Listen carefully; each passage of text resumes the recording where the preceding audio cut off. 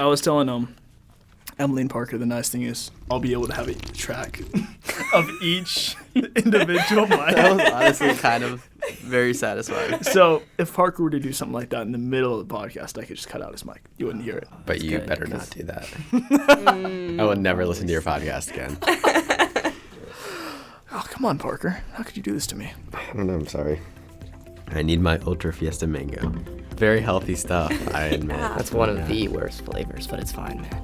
What? You just chose wrong. Okay, this is our hot take. We start the podcast on right here. And welcome back to the Audacious Podcast, the show where we teach you how to think differently and live differently. I'm Talon Bulmy, your host for the podcast, and I'm very excited for this episode because we have a stacked lineup of guests. We have with us Parker Rose. Hello, everyone. How are you doing? I'm doing great. How are you doing, Parker? Pretty good. We have with us Michael Dye. How's it going? Oh, it's going great. How are you doing today, Michael? I'm doing great, Talon. That's good to hear. And we also have with us a third guest, Emily Butts. Hi, how are you, Talon? I am fantastic, phenomenal. How are you, Emily? I'm doing super well. Thanks for having me here. That's good to hear. Now, before we do jumping into the main part of this podcast, I do want to give a more proper introduction to all of our guests. So, Parker, we'll start with you. If you could quickly tell us your major, your hometown, and if you have any hobbies that you're passionate about. Okay, so I'm a neuroscience major. I'm from Kannapolis, North Carolina, near Charlotte. Yeah, that's right. And I love to longboard and study art and also read as my hobbies. But Okay. I kind of change them up every few months, so Yeah, like a lot of different things. I get that. I'm in the same boat as you. But so reading, do you prefer nonfiction, fiction? Fiction. Okay. Or nonfiction. Nonfiction, okay. Yeah, So what genre do you usually lean towards? I don't know. I'll do like different books on scientific issues, or I'm reading like a story about Ebola right now. That's like it's a nonfiction, but it's like really interesting. So yeah, I stick more towards nonfiction. I But thought you were going to say that you just enjoy reading the encyclopedia. You just start going No. from A to Z. I mean that every Tuesday I come to the library.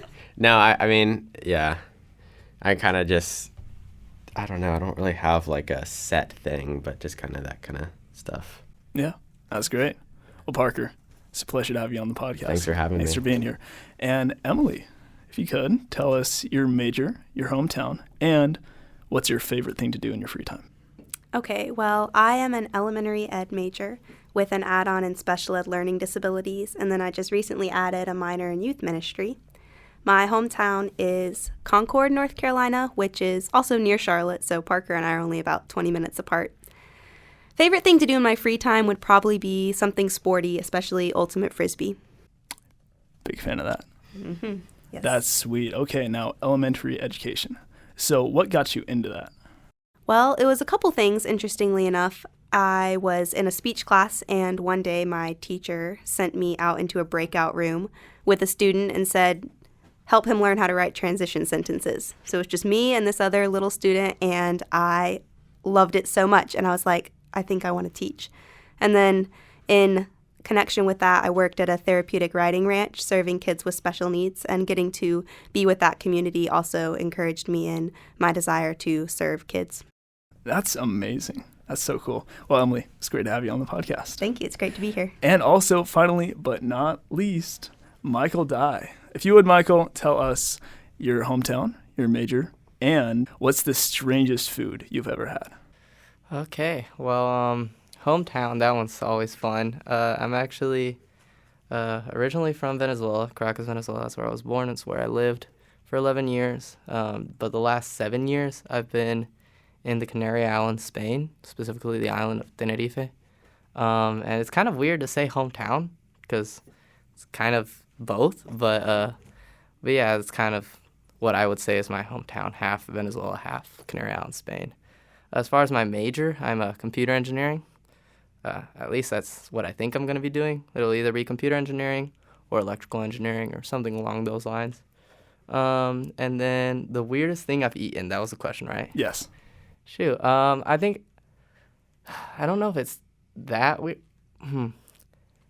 See, there's two ways we can go. We can go with like gross, as in like liver, right? But a lot of people have eaten liver, right? Yeah. But then we can go on like unique, but not too bad, which is peanut butter and pickle sandwich.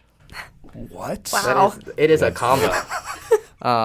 Excuse me? I had it when I was little, and then I've had it a couple times more just to be like, because my family never let that die. They're like, you had a peanut butter and pickle sandwich, and you liked it. And I'm like, I guess I did. Here, wait, let me make sure it was as good as I remember, and I'll make it. I'm like, doesn't fully go well together, but it's also what you expect. So, I mean, like, if you like peanut butter and you like pickles, you're just having both. So, yeah. I could never. Like, you were talking that your family thought that, and that was my first thought is like peanut butter and pickles. Huh? Yeah, no. Huh? Those go together in any space? My thought process when I was little was I like peanut butter, I like pickles, and then kind of just like a craving. I'm like, I want them both. What if together? And it just tasted like both. It's multitasking really, but for food. That's great. Now, I do want to backtrack a little bit. So you said you were born in Venezuela, Mm-hmm. and then right now you're living in Spain, which you could say is like your hometown where you are right now. But right now you're in Anderson, South Carolina, at Anderson University. So you've technically lived in 3 different countries, if I'm right? Yep. Technically, yeah. I've lived in 3 different countries. What's that been like? Like, what is the hardest thing that you've had to deal with moving from one country to another? I think one thing and I'm lucky that I'm naturally very extroverted and like meeting new people. But one thing with moving from place to place is kind of just, it teaches you a lot to, obviously you want to make new connections, but it also just teaches you, and I feel like military kids would also relate, even if it's not different countries, just moving a lot just shows you that there are very few people in your life that you'll always be with. And so you can take that multiple ways. It can be cherish, the little time you have with different connections you make in different moments of your life. Or it's also just cherish the people that you will have for most of it. But yeah, they're like the biggest takeaways I've had. Man, that's good. Well, Michael, I'm so happy to have you on today's episode of the Audacious Podcast. Love that name. It's a good one, isn't it? Yes, sir. And also, there is a question before we jump into the meat and potatoes of the podcast, if you will, that I like to ask every guest that I have on this show. So, Parker, I guess we'll start with you. What would you say, Parker, is your hottest take, your most unpopular opinion? So, I believe that The Good Place is a better show than The Office. Okay. And I say that as someone who has watched, I've actually not watched all of The Good Place, so I feel like I'm not actually able to make an entire judgment. I have not watched the entire 4th season, but I have watched enough of The Office to be able to make this judgment, I feel like. And so I honestly just feel like The Good Place is funnier than The Office. You think that's an objective fact? No, I don't. I think it's just I am open to other people's interpretations and preferences, but I just see a lot more potential and entertainment in The Good Place. Wow. Okay. I don't know if any of you guys have a strong attachment to The Office. I've barely watched The Office. Personally, I do. I've seen the whole never season. watched it. Yeah. I've seen all of The Good Place and really like that show. But Yeah. I haven't seen The Office. Maybe that. But just as means far it's as I better. know, The Office is more like a one-off series where it's like each episode is its own story. Is that the same for The Good Place, or does it have a continuing narrative? It's definitely a continuing narrative. Okay. Yeah, it's like every season is so like crazy different from the last one. Like it's just such weird stuff happens, and they have all these plot twists. Yeah. But yeah, I don't know how it ends. So I've heard the ending's really good, Okay. but I've just not seen that. I I really liked it. Yeah. And I haven't seen either show. I haven't watched either. But I will say I've seen much more of The Office just from the endless supply of clips online and memes online that you'll see these like one jokes or a couple of jokes from. And it's like, yeah, So I feel like the majority of people would disagree with you on that. I think so. That's kind of why I picked it. I was like, a lot of people have a very strong attachment to The Office and would totally see it as a classic that like people should not take shots at. But like, I don't know. It's The Good Place. Just the 4 central characters are very well done, and they're all really fun to watch in how they interact, and they're all very different. And I feel like The Office is a little more improv-y, so I think you just pick up on that a little bit when it's a little like sometimes it just doesn't feel fully planned out. But again, that's just my observation. So Yeah, that's good. Hey, Parker, thank you. That was good. And let's go with you, Emily. What would you say is your hottest take, your most unpopular opinion? Well, I don't know that I have that many super hot takes, but one that has definitely got some of my family members is for several kinds of cereal. You know, normally you get your cereal and then you put the milk in the cereal and you eat them as a unit. But I think that it tastes better if you get the milk in one bowl and the cereal in a different bowl, and then you don't combine them until right as you're putting it in your mouth. So, yep, just get some cereal on the spoon, dip it in the milk, and then go right in the mouth. So that's my hot take. I want to say that's not necessarily like I don't think many people will disagree that that's better, because I feel like most people would agree that that just keeps it from being soggy. But And is it worth the weirdness of it? I think that's where it becomes Is it hot worth take. the effort? It is extra effort. It is, twice as many bowls and Takes more longer to commitment. eat. It takes more to eat, but I think it makes it taste better. So No, I just couldn't. I've never tried it, I will say, but it's like 2 bowls yeah, for 2 bowls. cereal?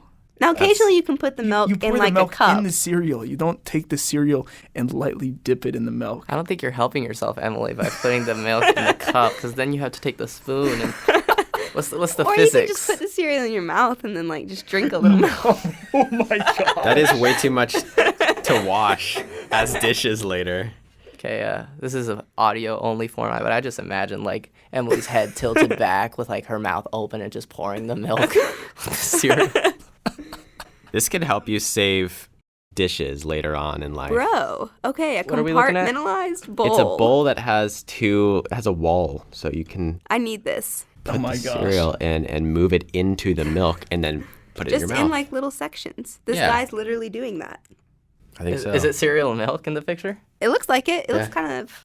Looks like some weird healthy cereal, but yeah. Yeah, I was gonna say it looks Imagine like being it's no very way. granola looking. Not the Very kind I granola. would eat. Where's the sugar? I still feel like, Yeah. call me crazy, but I still feel like that's way too much effort. Maybe. Yeah. I feel like part of the experience of eating cereal is when it starts to get soggy. But that Soggy means it cereal took too is long. just better. Oh, now that's a hot take. Yeah, that is. that is scalding. That is a very hot take. No, some soggy honey bunches of oats or like soggy Rice Krispies once they start to expand. Name one thing. And it's follow- just like nice. Name one thing followed by soggy that is good. Anything that's soggy. Soggy is a negative word. It is. I mean, not necessarily. Oh It's yeah, just you like people don't like when your socks get soggy. Okay, well, actually, I don't I mean, it's not the best thing, but it's all in whether or not you want that experience. You know? See, I would say like soggy Yeah. is sort of like moist. Some people get really uncomfortable when you say moist. Moist was on my siblings and I's banned word list. Ah, Yeah. Wow. figures. Yeah. But like, yeah, I don't But know. There's some banned perk word to is in, sogginess cereal. nobody says it, which means you say it all the time because it's really funny because no one's supposed to say it. Yeah. Is it not a normal word?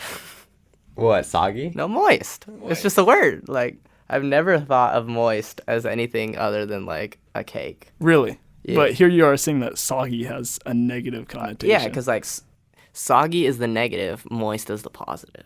That is So not moist true. cereal. That is not true. moist cereal? A moist cake?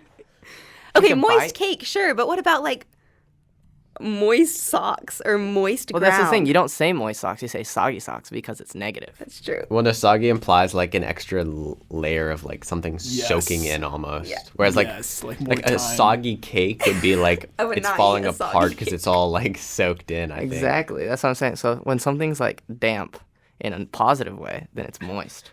is damp in a negative way, then it's soggy. I think that makes sense. Maybe they are Okay, on maybe. Yeah, That's- you know that's what? Sure. We'll go with etymology. that. Well, We'll go with that. We'll have to talk through that Sound again. logic. You know what? I can't deny it. But man, that's pretty up there. That's pretty up there, I will say. And I guess we still have one left. Michael Dye, what would you say is your hottest take? Yeah, so we talked about this one a little bit, you and I, Talon. Yeah. But yeah, my hot take is that continents are arbitrary.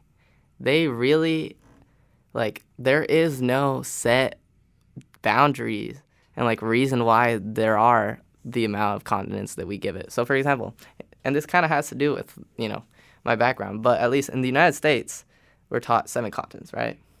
North and South America are 2 continents, and Antarctica is a continent, right? In a lot of other countries, it can go to 6 or 5. So I think more common is 5, and I think if that's why the Olympics rings are 5 rings, 1 for each of the continents. Oh, wow. But a lot of European and Latin American countries will teach that there are 5 continents because North and South America are 1 continent, America.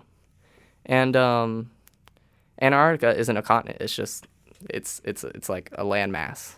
But then you kind of start thinking, like, well, why would you say that there is a North and South America?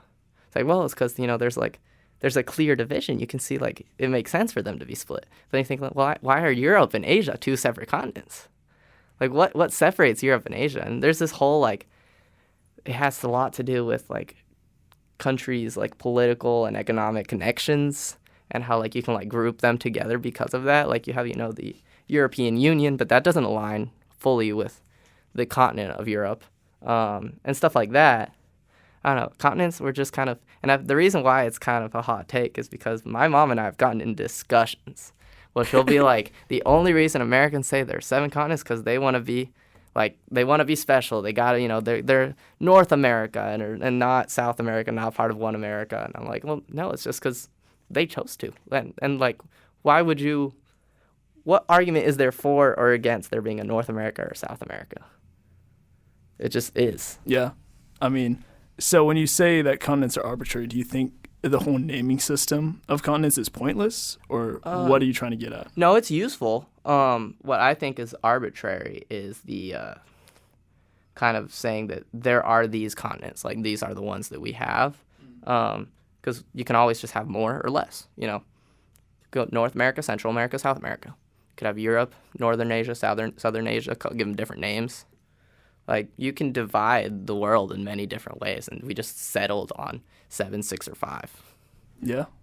That's the thing is, Europe and Asia are it's a weirder division than the Americas because it's literally in the middle of Russia. It's like so it's like in the middle of a country, and then it's like a thick body of like land mass. Like it's not like a little isthmus or something like that. No, it's like straight through like ground. And none of the lines are straight. It's like yeah. someone just scribbled with a pencil down the map, and they're like, that's the line. That's how like state lines. That's really like you could take that much further, like state lines and country lines to a large extent. Or, I mean, like there's a lot of states along the I think Mississippi River that are determined by that, and you can see that on a map. But like a lot of things could have been mapped out very differently, even with how counties are done. It's very interesting how different countries approach that. And like that brings up another question, because you're saying that really these continents and areas of land that we group into different areas and give it different areas and names. You're saying it's arbitrary because there's no rhyme or reason to it. When you go to a different country, you get so many different answers depending where you are. Is that necessarily a bad thing? I wouldn't say it's a bad thing. It's just kind of, and I think that's kind of what makes it a hot take, is just because I feel like most people are just used to it. And I feel like it's just a very neutral, like, if there were 6 continents, nothing would change in our lives. If there were 8, nothing would really change in our life. It's just an arbitrary division that we learned for the sake of classification, and it just doesn't really do much to like, really affect anything.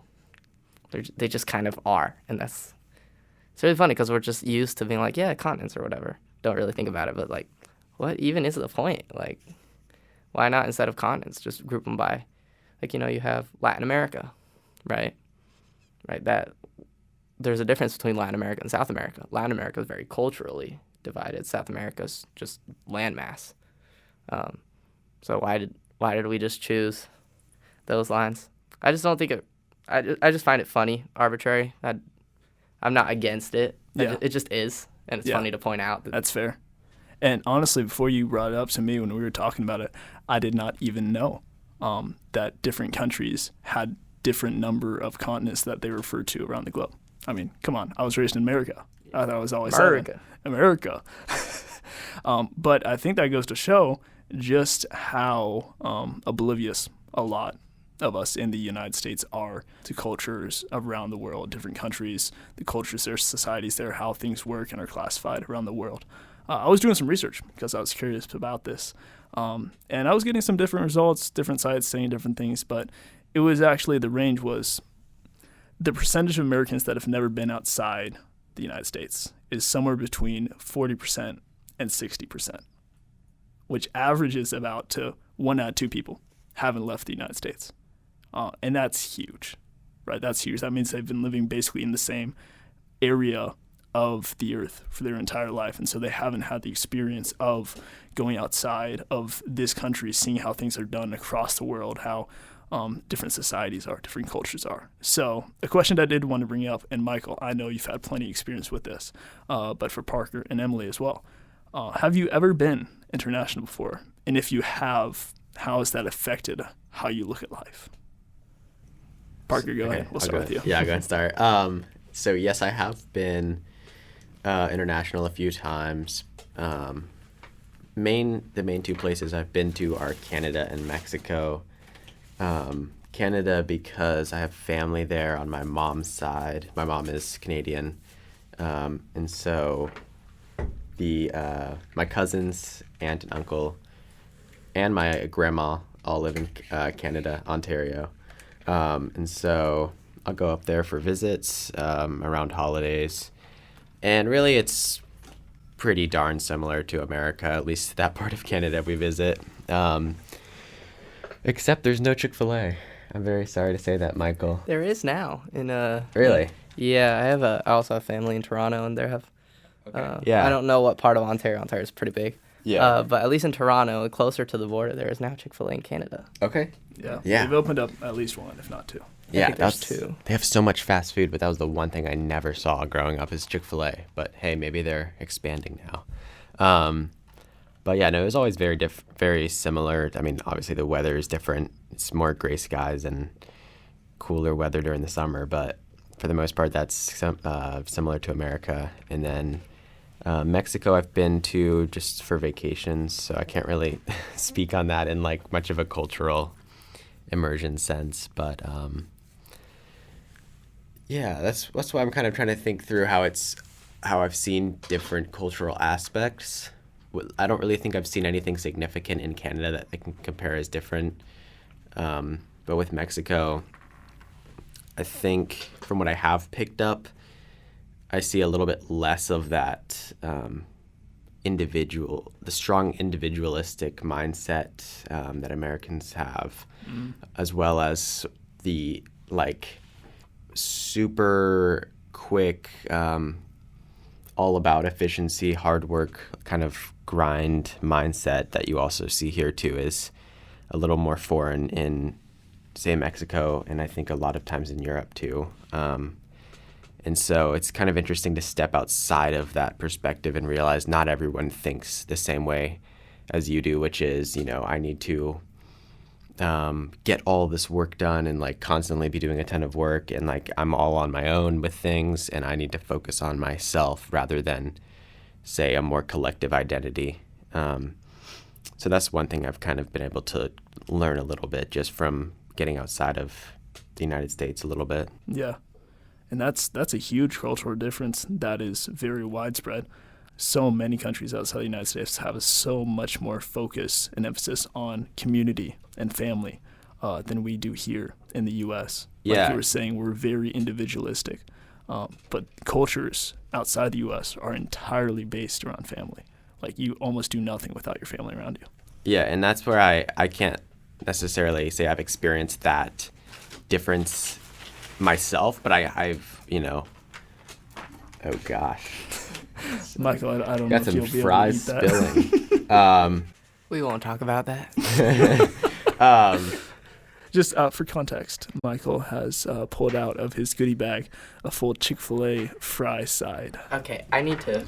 So I was gonna save this for later. Yeah, we need to include that definitely in the final product. But a little moment of silence for. Sorry about that. No, but I was gonna wait till like it was relevant to bring it up, but I guess it kind of is relevant. So one thing that, not to go on a full on tangent to like lead us astray, but one thing that I'm doing and I have done for like the past, I want to say 5 years. My best friend is Muslim, and one thing the Muslims do every year is the month of Ramadan, in which they'll fast, and during the time that the sun is out, there's no drinking water or eating, and that serves for multiple reasons. It's one, because it's part of their religion, they just kind of have to do it, but its purpose also is to draw closer to God, to experience what it is to not have food and drink. And because my best friend was Muslim, one year, like one of the first years, I'm like, hey, Christians fast too, and you're talking about like drawing closer to God. That's something Christians do too. And you talk about like, I started like, why can't I fast with you? And so that started today. So Wow. I had to at least grab something to drink earlier, now food, because I've not drinking water since last night. Wow. Whoa. Yeah, so that's explanation why I rudely interrupted your No worries. conversation Yeah, that's with Chick-fil-A fries. that's very Which are impressive. pretty old now, but they're food. I could not do that. I don't think. Yeah, I could probably do food, but going without water. Yeah, no. Yeah. That's a How's commitment. that affected you? I mean, I've kind of gotten used to it. This is like the 5th time I've done it. I think it really depends on what you do throughout your day. You don't realize how much energy you get from food, so you tend to be a lot more tired than you normally are. And then as far as water, I don't know. You drink a lot before, like, because the way they do it is there's 2 big meals. There's one called suhoor, which is like what you eat right at like 5 a.m., like before the break of dawn. That's kind of like to get strength for the day. And then there's iftar, which is what this would be technically, which is breaking your fast. And so, but you normally try and drink a lot of water before and after. So your body is fine. You're just a little chapped, a little thirsty. Yeah. But like, it doesn't really drain you physically, I guess, more so than you just want water. But I mean, that's all in your head. That makes sense. And yeah, no, that does kind of tie into something I was going to bring up about different cultures.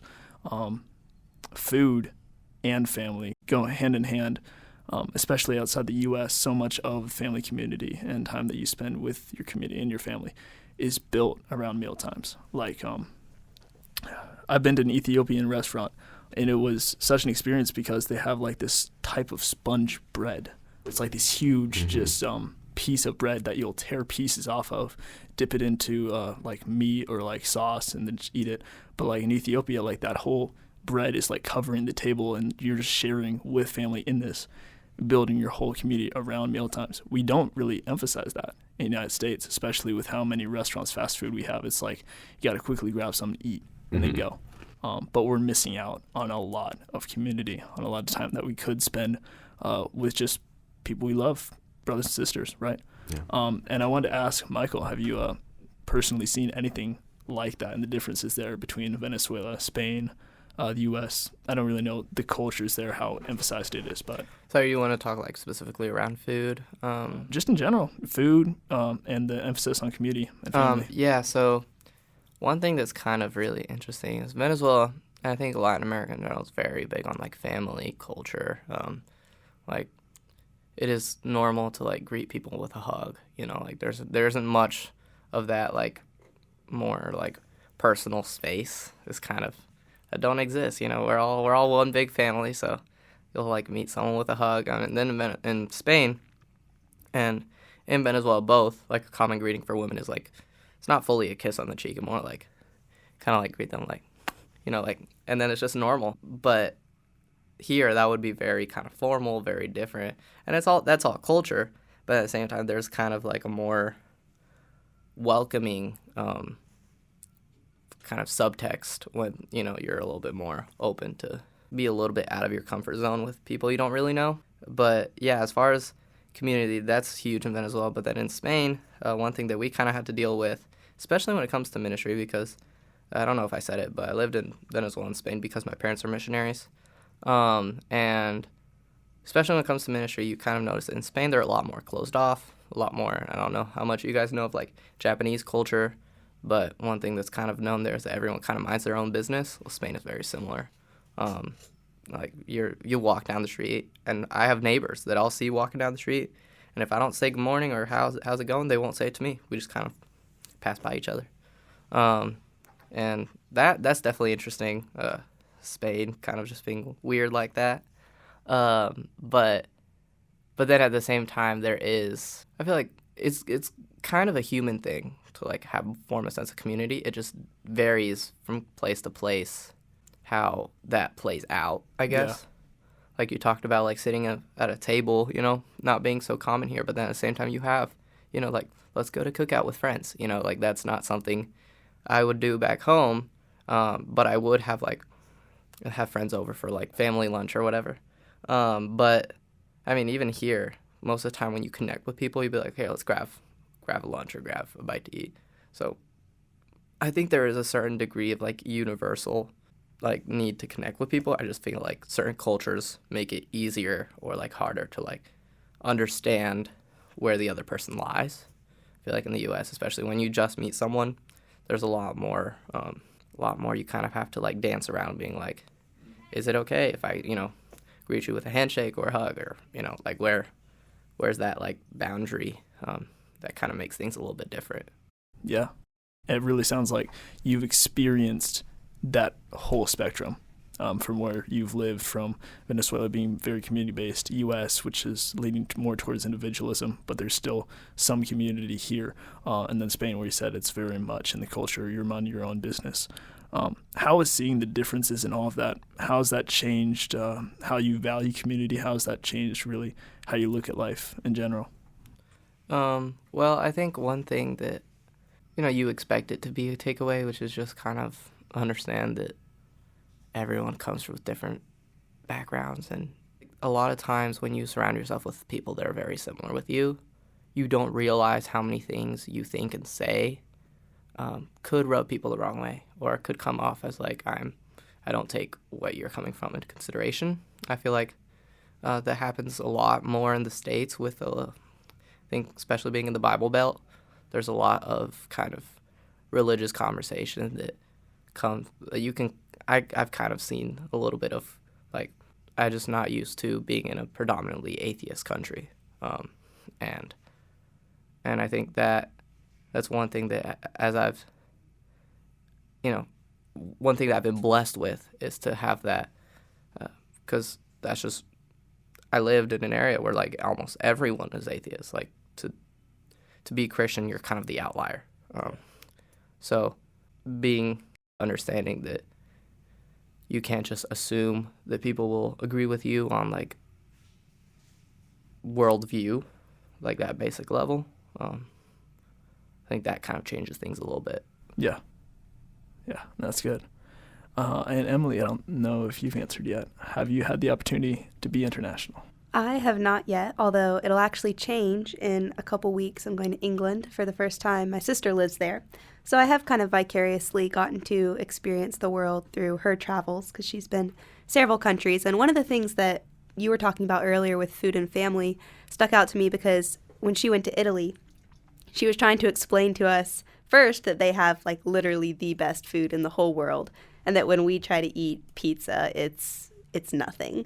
Our pizza and pasta is shameful. But she said that lunchtime was a whole affair, and it would be hours of just eating and talking and sleeping and relaxing and spending time together, and everyone would take a break from work, which I think the predominant idea in at least our culture is you need to make things like mealtime as fast as possible, especially the lunch break, right? Because it's like just take a quick break for food and then going back to work. But then the difference in even something like English tea, right? That's not just I'm going to grab it to go. But no, we're sitting down together and we're spending time together talking and relishing the experience as a community. So even as Michael sits there with his Chick-fil-A fries, it's so much more relaxed and intentional, which is something that I think we're lacking here and need more of. That's where it's interesting because at least in a work context, you get almost rewarded for taking a shorter lunch break. So if you can scarf down your sandwich in 5 minutes, whereas the other person takes a 45-minute break to call home and catch up, or even just take a break from work and meet up with people and then grab a meal, the person with the 5-minute break is going to be getting done more work. And so it's like that kind of is just what happens is, I think, in this environment that we're in, that ability to push the community time aside and pursue the goal and the work is rewarded. And so in a lot of ways, I know with myself, I kind of struggle to be okay with taking time away from work and actually just doing something that's not work at all. That's just being with friends, being in community, and enjoying the time. And a lot of that is created by like that hustle, the hustle culture sort of thing. But like that grind set, is that the right word? Grind mindset. Yeah, Sigma grind set, I guess. Yeah, no, but I mean, I think it's like a real pervasive force where we can just find ourselves like waking up, working, going home, watching like a 30-minute episode, and then going to bed and repeating it. Yeah. And it's like, there's got to be more than that. Yeah. And I think you see other countries who seem to have that mindset different, and they seem to have it figured out more with like that example you gave, Emily, of like 3-hour meal times, in Italy, for example, where they're just building community and just literally there in the moment. And it's not about, oh, I'm taking a break so that I can go back and do more work and feel rested, because a lot of times that's how we see it here. It's more like, no, I'm literally just doing this because it's like a good thing to do and it's enjoyable. Yeah, that's what I was going to say, is that it's not just a means to an end, but it is an end in itself. And that's why you're there, is for the community, not because it's to get you on to the next step, which is really a treasure. I think it's also one thing that kind of can be overlooked. It's like, well, we should do that more often here. But there's a lot of like culturally logistic things that you can't really change. Like, for example, in Europe and Latin America, like lunchtime, well, first, lunch is a bigger meal than dinner, which like a gathering for like a dinner, like as you do here, that's not a thing in other countries. Or like in Italy, I can't fully speak for like Italy, but at least in like Spain or Venezuela, like you don't so much gather for dinner, you gather for lunch, and then dinner can be whatever, unless it's like an event or something like that. Yeah. Whereas like here, dinner's the bigger meal, lunch is kind of a sandwich or something to go, something to get you through the day. And then on top of that, you have lunch being later on in the day, at least in Europe and in Latin America, it'll mostly be like 2:30 maybe, which is a lot later than, lunch tends to be here. And so you're a lot hungrier. And then you also have the fact that in the United States, there is the good benefit of having a lot of options to make preparing food easier. A lot of like easier ways to make food. But then that also means that, at least I've felt a lot that back home, whenever you're grabbing a lunch, like you say, there's a lot of emphasis on this was made by someone. And normally, like, there's a lot of appreciation for, like, you made us this meal or whatever. And I feel like that also, like, it's all good things that you wish you could have here. But then I feel like there's a lot of value in being like, well, it's different cultures. So, like, what's an equivalent way in which Americans connect that's not that? Yeah. And I feel like... But there is something to say about learning from other cultures. Mm-hmm. And I loved what you were saying, that like when people take time and effort to prepare something, and you know they did, you can feel the love coming out of that way more than if you go and grab a McDonald's Big Mac, right? Mm-hmm. And that's important. That's huge. That's a huge reason why we have such a workaholic culture. That's a big part of it. And more so than people give it credit is because we view food as a chore. We view it as something we need to do just to keep our bodies going rather than a time to relax, right? And enjoy community, enjoy family, and just to be in the moment, be present. And I think there's also a lot to say of like it existing out of a need. Whereas like I feel like the amount of easy options for food, they just, you know, one, like, because other countries have fast food. Like Italy has fast food, Spain has fast food, Venezuela has fast food. Yeah. But most people can't afford to go to fast food that often. And so with that, or even like going out to eat, I feel like a lot of times you go out to eat either to fast food or to like an actual restaurant. And that isn't quite nearly as financially affordable as like buying the ingredients at the grocery store and making yourself food. So I feel like a lot of times that culture can also just stem from, well, you know, we have to make ourselves a home-cooked meal, so might as well enjoy it, you know? Yeah. And thinking about it, like you said, countries outside of us, yeah, they have fast food, but they don't go to it and consume it nearly as much as we do in America. And it's like we have so many options that are just thrown in our face that it's like we just take it for granted a lot of time and we'll speed through it. I remember, so I've spent most of my time in America, but I did live in Canada for 6 months when I was 2. So I remember nothing of it. But I did go to Nicaragua for a mission trip when I was 11 years old. And just that difference of their culture between America and there, it's so different. It's so different, right? I think we might have eaten out once or twice with the mission group that we had. And then all the rest of our meals were usually just beans and rice and tortillas up at the place where we were staying. And there's nothing wrong with that just because it was so based around community, right? And even though like this was a third world country, it was shocking to see the differences in culture and living standards between Nicaragua and America. But what struck me is that the people that we were ministering to and really helping out through this mission trip, how much more joyful they just seemed, how much happier and more built in community they seemed, how much fuller of life they seemed, despite those differences. And it's like, what's going on, right? How are they able to obtain that despite the differences in living quality? And if that should be natural for all of us, how come in America we don't have that? It's a hard question.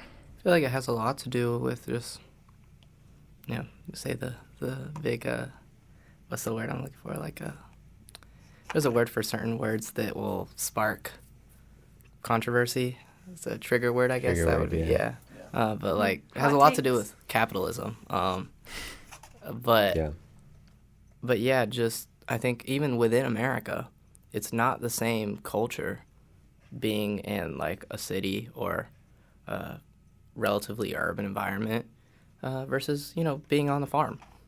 You know, like being on a farm, there's a lot of very similar. You know, you gather for a meal. You know, you have that community. You know, or being just in a rural environment. And I just think that in America, that rural environment is less common, whereas like in other countries, you're kind of, even within a somewhat of a city, you kind of share a lot of similarities to, I have to make my own meal, you know. I'm connecting with these other people. I'm working less of a 9 to 5 and more just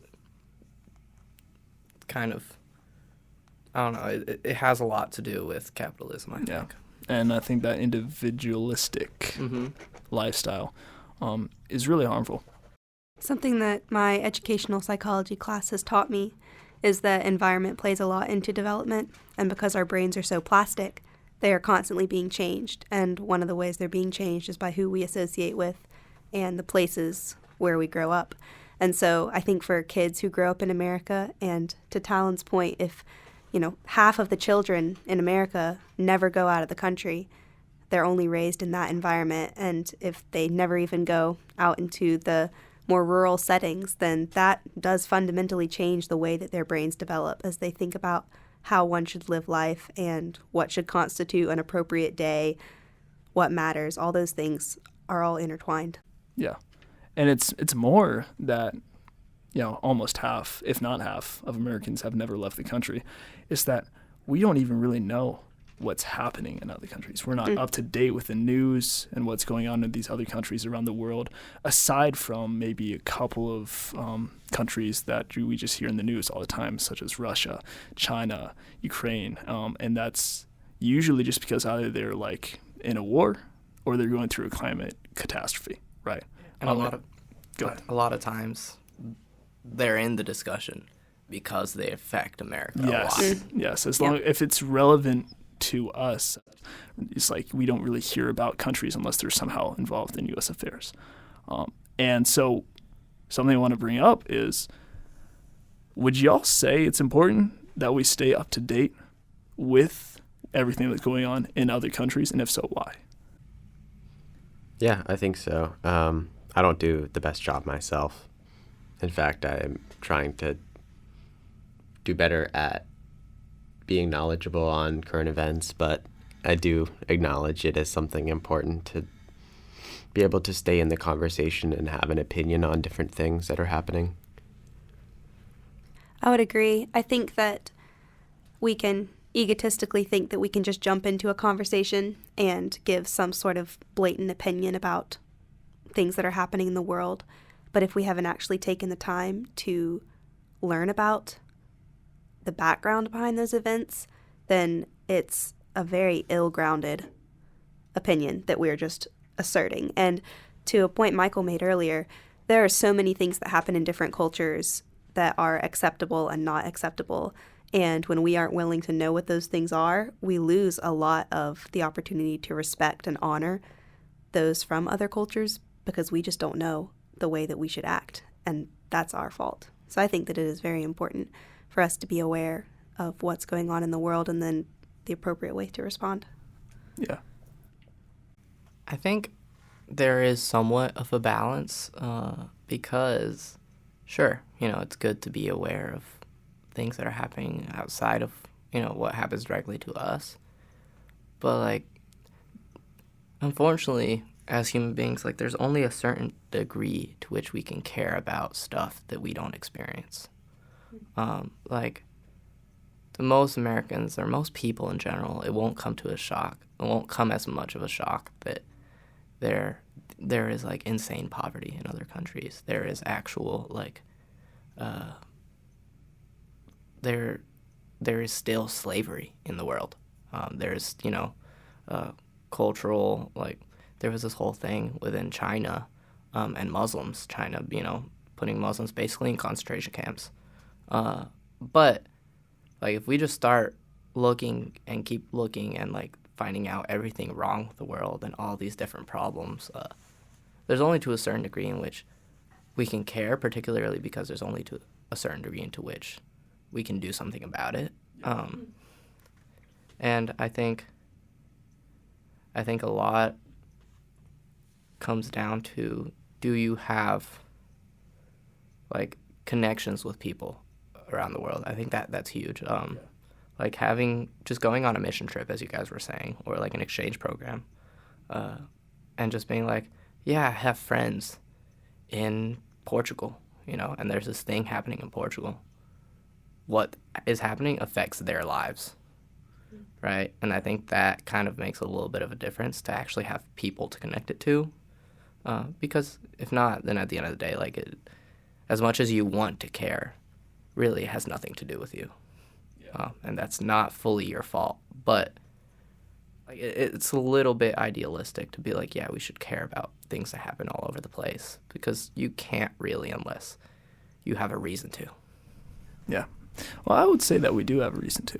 And I agree with you that there's a certain degree to which we should. Because, like you were saying, if we continue to dive deep and look at everything wrong that's going on with the world, it'll start to affect us heavily, almost like we're carrying the weight of the world on our shoulders, right?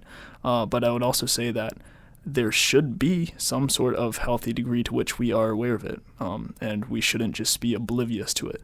We shouldn't have the mindset of, oh, well, it doesn't affect me, therefore I shouldn't be aware of it, therefore I shouldn't be up to date with it, because the question that people ask, it's a very good question, is like, even if I know about it, what can I do about it? There's nothing I can physically do if I don't have connections to it. I would disagree, because we as Christians, we do have something that we can do.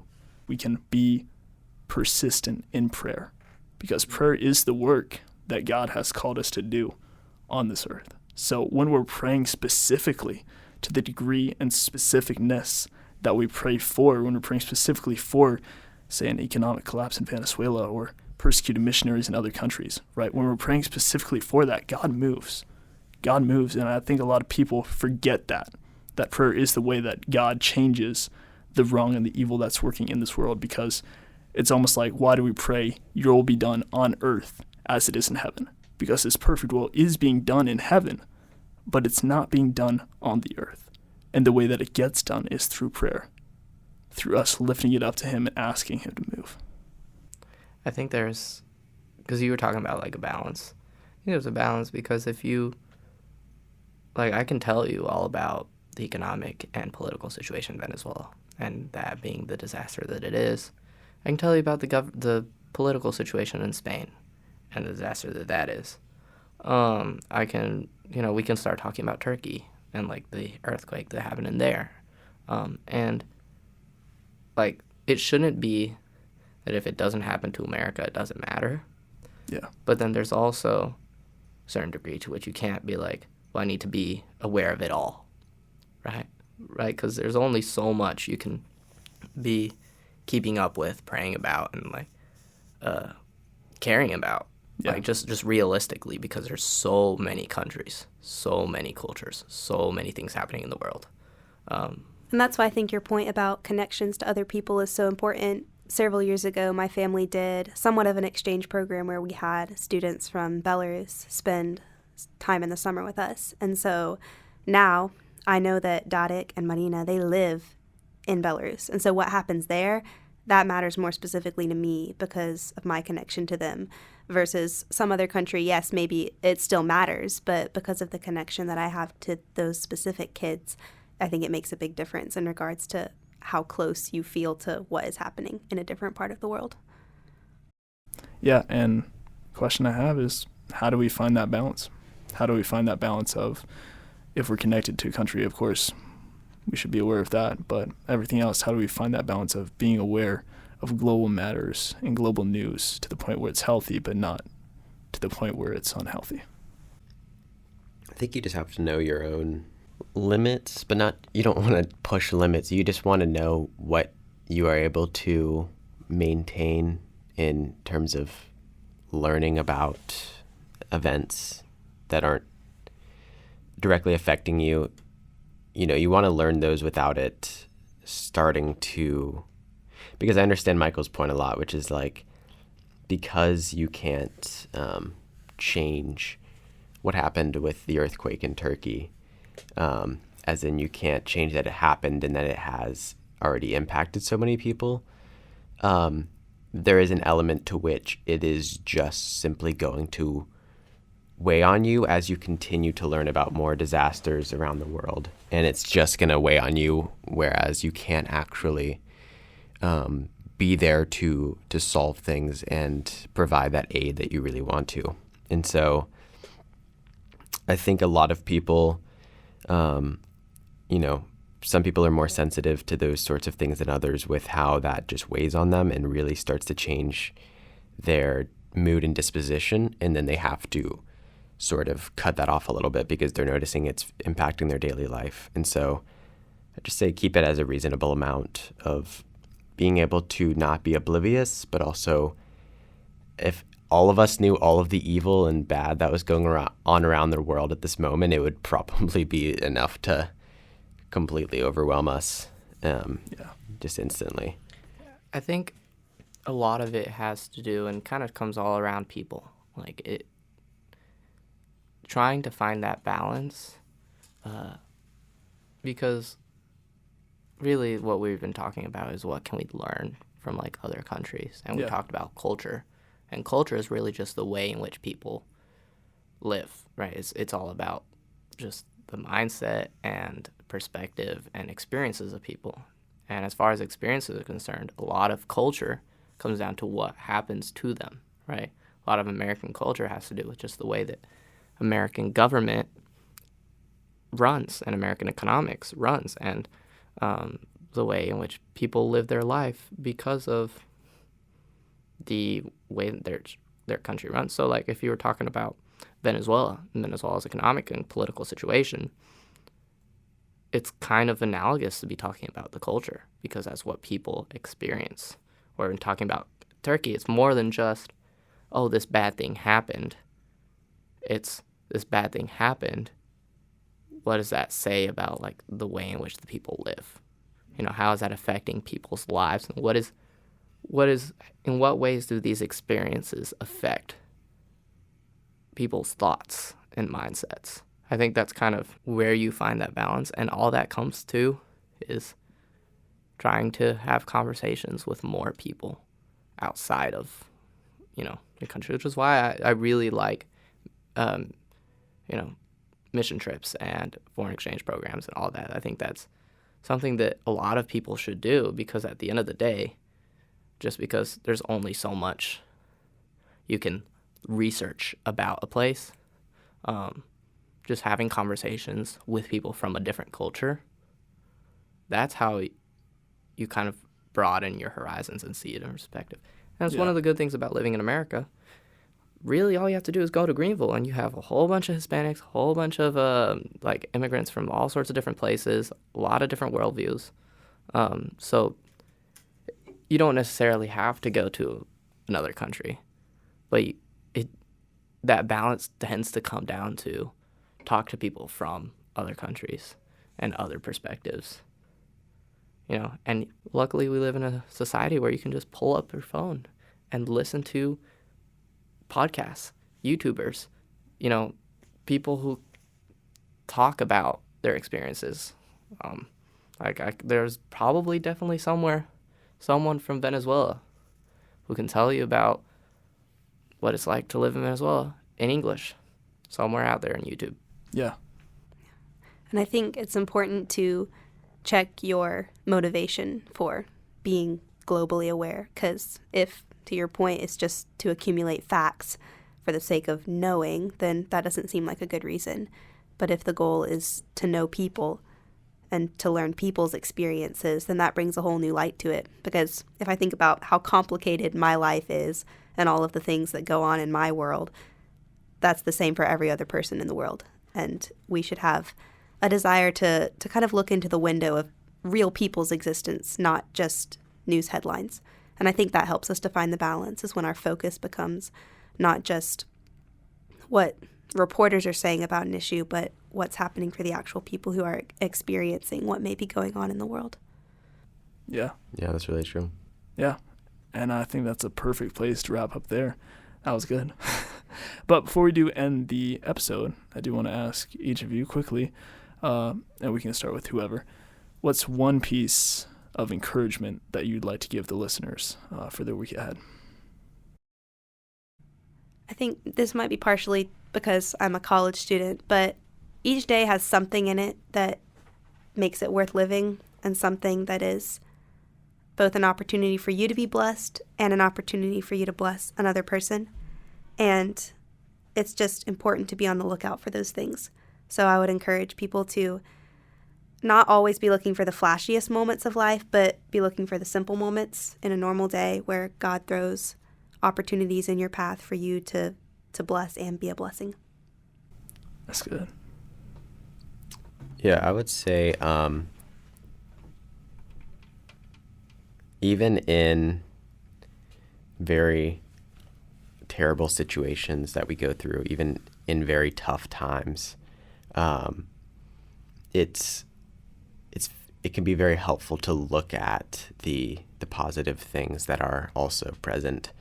And that's not to say you should excuse and just ignore the bad and not acknowledge that, because there is always, a time and a place where you're going to go through hard situations and hard circumstances and just times in your life where nothing will go right.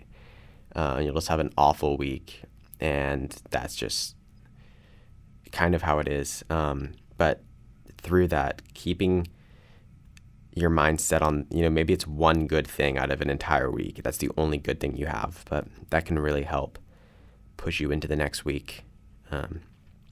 Just keep a proper perspective that things will get better if it's not going well, and there's going to be those good things that are accompanying all of the hard times. Guess I'm supposed to be next. I think one thing that can be encouraging to a lot of people is knowing that every country, including Italy, Spain, and Venezuela, they also are in their own bubble. And everyone can benefit from, seeing different perspectives and expanding their horizons. But it's not an exclusively American problem. But I think it all kind of, and this is where the encouragement comes in, it all comes down to just care about people, connect with people, listen to people. You do that, and that's where you kind of grow as a person. Just being challenged in that way, because that's where all this kind of learning comes from. Yeah, that's really good. Well, thank y'all so much for joining me on today's episode of the Audacious Podcast. This has been great. This has been awesome. Thank you of so course. much for having us. Talon. Yes, sir. And of course, I am your host, Talon Bulmy, and thank you for listening to this episode of the Audacious Podcast. I hope you have a wonderful rest of your week. All right. Bye-bye.